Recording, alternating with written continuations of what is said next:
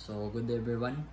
Today, let's discuss a crucial topic called biodiversity. So, biodiversity means all the different kinds of life on Earth, including animals, plants, and even tiny insects. It's like a big community where everyone depends on one another. So, why is biodiversity important? Every living thing has a job.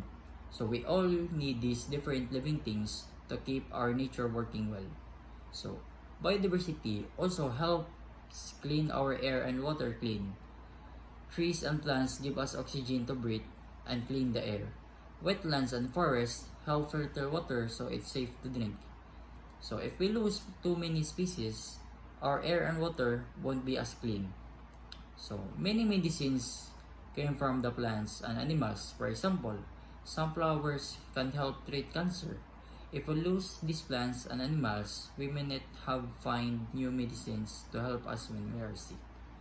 But human activities are hurting biodiversity.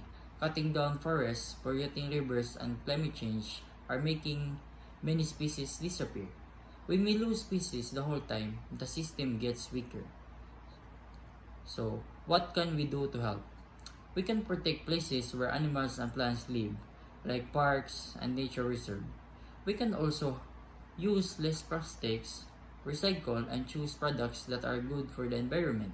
Finally, we can tell others why biodiversity is important and how to protect it. In conclusion, biodiversity is like a safety net for our planet.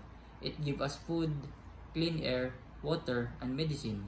We need to take care of it. By working together and making small changes, we can protect biodiversity for ourselves and future generations. That's all. Thank you.